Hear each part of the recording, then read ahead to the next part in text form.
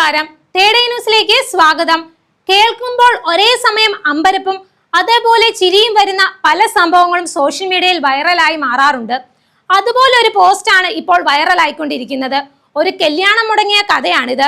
പല പല കാരണങ്ങൾ കൊണ്ട് നിശ്ചയിച്ചുറപ്പിച്ച വിവാഹം അവസാന നിമിഷം മുടങ്ങിപ്പോകുന്ന അനേകം സംഭവങ്ങൾ ഉണ്ടായിട്ടുണ്ട്. എന്നാൽ ഇത് കേൾക്കുമ്പോൾ ശരിക്കും നമ്മൾ അമ്പരന്ന് പോകും. ഇങ്ങനെയൊക്കെ വിവാഹം മുടങ്ങുമോ എന്ന് ചോദിക്കാനും തോന്നും.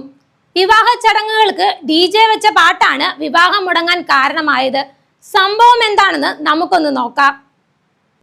വിവാഹ ചടങ്ങുകൾക്ക് DJ വെച്ചതോടെ വരന്റെ സ്വഭാവം മാറി. DJ സെലക്ട് ചെയ്ത പാട്ട് കേട്ടപ്പോൾ വരന് തന്റെ മുൻ കാമുകിയെ ഓർമ്മ വരികയും അയാൾ വിവാഹത്തിൽ നിന്ന് പിന്മാറുകയും ചെയ്തു.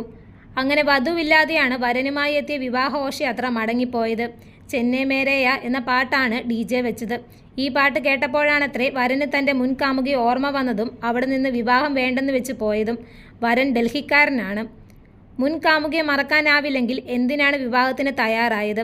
അവസാന നിമിഷമാണോ മുൻ കാമുകിയെ മറക്കാനാവില്ലെന്ന് മനസ്സിലായത്? തുടങ്ങിയ നിരവധി കമന്റുകളാണ് പോസ്റ്റിന് പിന്നാലെ വന്നത്.